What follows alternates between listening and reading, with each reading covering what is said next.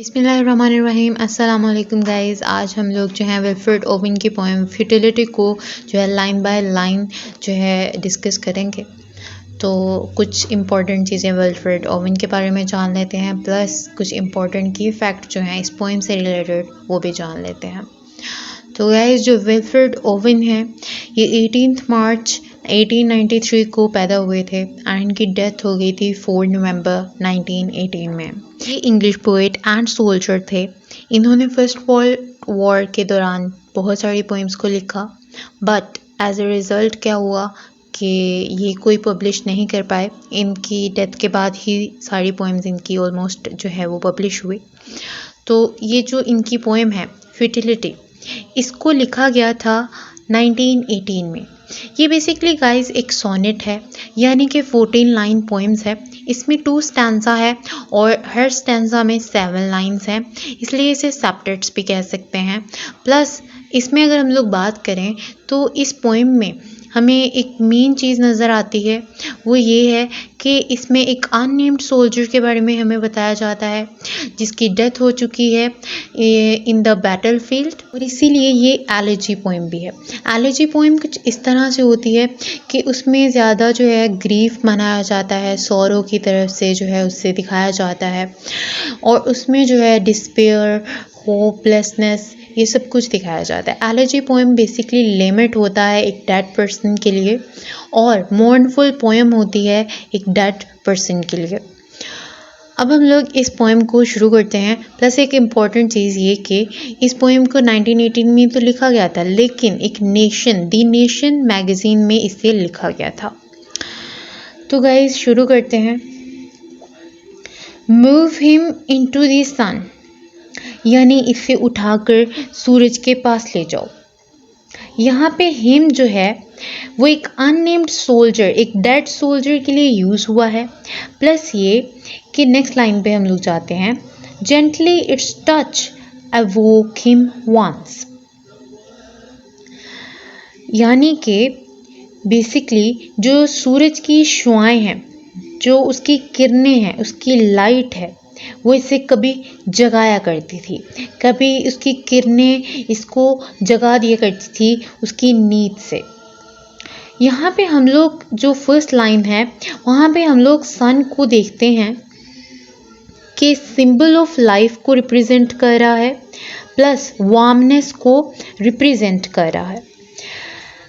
Next line पे move करते हैं। At home whispering of fields half sown, और वो सूरज की किरणें से तब जगाया करती थी कभी जब ये घर पे हुआ करता था। अब तो आपको पता है, मैंने बताया कि जो अननेम्ड सोल्जर है वो बैटल फील्ड में उसकी डेथ हुई, तो ऑब्वियसली वो बैटल फील्ड में ही था। तो मतलब इस वजह से उसे कहा कि सूरज की किरणें तभी से जगाया करती थी जब ये घर पे हुआ करता था। ठीक है। विस्परिंग ऑफ फील्ड्स हाफ सोन, वो सूरज आता था, इसके कानों में सरगोशी करता था कि तुम उठ जाओ, क्योंकि तुम्हें जो है अपने खेतों में जाके बीजों को बोना है, बीजों को ग्रो करवाना है। ऑलवेज इट वोक हिम, और ये उसे हमेशा जगाया करता था। इवन इन फ्रांस, यहाँ तक कि फ्रांस में भी। ये बेसिकली गाइस आप लोगों को मैंने एक इम्पॉर्टेंट चीज़ बतानी थी कि फ्रांस में एक वॉर हुई थी 1914 एंड 1918 के इन बिटवीन, एंड ये उसी वॉर के बारे में हमें यहाँ पे बताया जा रहा है कि ये सोल्जर वहाँ पे गया था, वहाँ पे इसने पार्टिसिपेट किया था जस्ट बिकॉज, ताकि ये जो है अपनी नेशन, अपने लोगों के लिए, उनकी सेफ्टी के लिए कुछ कर सके, पार्टिसिपेट कर सके, उनकी अपनी नेशन को बचाने में कुछ कर सके, कुछ किरदार अदा कर सके। तो यहीं पे बात हो रही है कि फ्रांस में भी वो सूरज उसे जगाया करता था। Until this morning and this snow means यहाँ पे अनटिल दिस स्नोई मॉर्निंग के मतलब इस बर्फीली सुबह के आने से पहले तक इसे जगाया करता था वो सूरज। If anything might rouse him now, अगर अब इसे कोई चीज़ जगा सकती थी, the kind old sun will know, तो वो मेहरबान और शफकत करने वाला पुराना बुढ़ा, या यू कैन से एक बूढ़ा सूरज जो है जानता होगा। यहाँ पे हम लोग 2 चीज़ों को देख रहे हैं कि कैसे सन को पर्सोनिफाई किया जा रहा है। ठीक है, सन को उसकी एजलेस, यानी कि अब वो जो है एजलेसनेस की तरफ जा रहा है, ठीक है, उसकी ज़िंदगी ख़त्म हो रही है, ठीक है, मतलब अब वो बूढ़ा हो चुका है, अब वो उतनी ताकत नहीं रखता था जितनी पहले रखता था, क्योंकि अब जो है वो जो डेड सोल्जर पड़ा है उसमें इतनी हिम्मत नहीं हो रही सूरज में कि वो उसे जगा पाए। तो यहाँ पे उसी चीज़ को हम देखते हैं कि रिप्रेजेंट किया जा रहा है कि वो अब इतना बड़ा हो चुका है, उसमें इतनी ताकत नहीं बची कि वो उस डेड सोल्जर को उठा सके। और ये जो ओल्ड यानी एज जो है ये बेसिकली इंसान की एज होती है। तो यहाँ पे हम लोग देखते हैं कि age is the factor of human being, aspect of human being. तो मतलब ये कि फीचर है ये इंसानों का रादर देन के सूरज का। सूरज तो एक मतलब इंसान थोड़ी है। तो इसलिए यहाँ पे हम लोग देखते हैं कि यहाँ पे सूरज को जो है बेसिकली पर्सोनिफाई किया जा रहा है, प्लस काइंडनेस जो है ये एक ह्यूमन क्वालिटी है जो कि एट्रीब्यूट कर दी गई है सन को। तो यहाँ पे डबल टाइम जो है सन को पर्सोनिफाई किया गया। नेक्स्ट पे चलते हैं, लाइन पे सेकंड स्टैंजा में मूव करते हैं। Think how it wakes the seeds, सोचो कि कैसे ये सूरज उन बीज या सीड्स को जगाता है। Woke once the clays of cold star, cold star यहाँ पे जो है अर्थ के लिए यूज़ किया गया है, यानी कि इस सूरज की वजह से हमारी ज़मीन जो कि कभी ठंडी बेजान प्लैनेट हुआ करती थी उसमें आज अचानक से जान आ गई। यानी कि यहाँ पे हम लोग एक और चीज़ को देखते हैं कि एक बाइबलिकल रेफरेंस यहाँ पे दिया जा रहा है कि जब इस दुनिया का आगाज़ होने जा रहा था, जब इस मिट्टी को एक्सपैंड करने जा रहा था अल्लाह खुदा, तब ये बेसिकली एक बाइबलिकल रेफरेंस है फ्रॉम द बुक जेनेसिस, ठीक है।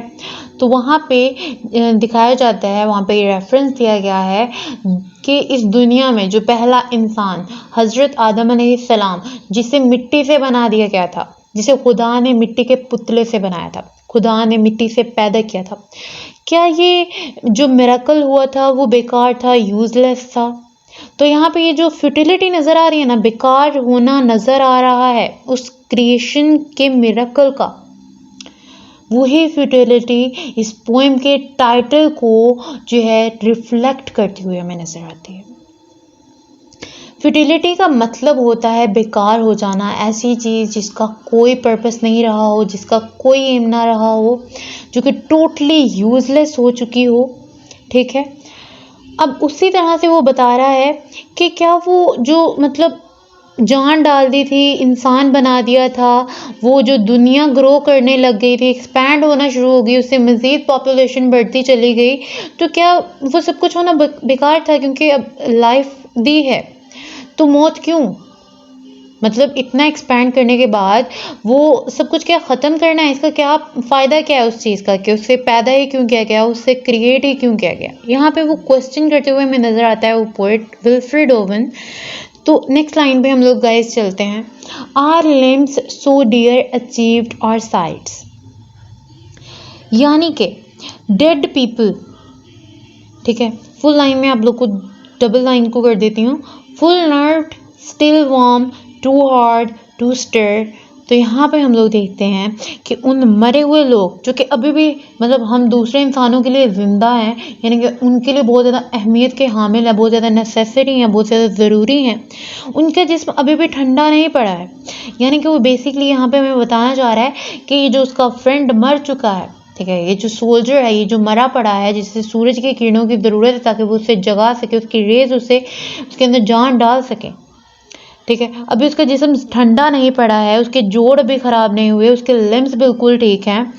तो क्या इस सूरज में इतनी भी हिम्मत नहीं है कि वो इस इंसान को ज़िंदा कर सकता हो? क्या ये इतना मुश्किल काम है? क्या इतना मुश्किल टास्क है? क्या वो इसे जगा नहीं सकता? नेक्स्ट है, was it for this the clay grew tall, क्या इसी चीज़ के लिए इस मिट्टी को एक्सपैंड किया गया था? क्या इसी चीज़ के लिए पॉपुलेशन को बढ़ाया गया था? कि इसी चीज़ के लिए दुनिया में ज़िंदा किया गया था इंसानों को? क्या इसी दिन के लिए इंसानों को अंदर जान डाल दी गई थी? O what made fatuous sunbeams toil to break earth sleep at all, कि मतलब उन सूरज की किरणों का क्या फ़ायदा, किसने उसे बनाया ताकि वो जो है अर्थ की जो नींद है उसे तोड़ सके। उसे क्यों तोड़ा, उस अर्थ की जो नींद है उसे क्यों जगाया, उसकी नींद से उसे क्यों बेदार किया, उसे क्यों पुरजोश किया, उसे क्यों जो है उसमें जान डाल दी गई। तो यहाँ पे हम लोग देखते हैं कि बेसिकली जो पोएट है वो हमें बताना ये चाह रहा है कि अगर ज़िंदगी मिली थी तो मौत क्यों देना चाहे, मौत क्यों है। तो गाइस आप लोगों के लिए एक क्वेश्चन है, the key image in futile is, आपने मुझे ये बताना है कि इस पोएम में आपको क्या चीज़ जो है फ्यूटाइल नज़र आती है, जो बेसिकली की इमेज आप लोगों को लगती है इस पोएम में थ्रू आउट नज़र आई है। तो आप लोग मुझे कमेंट सेक्शन में बताएंगे। आज का ये क्वेश्चन है आपके लिए। ओके, सो नेक्स्ट पोएम के लिए जो है मैं इजाज़त चाहती हूँ। अभी नेक्स्ट लेक्चर में इंशाल्लाह आपसे मुलाकात होती है। अल्लाह हाफिज़, दुआ में याद रखिएगा।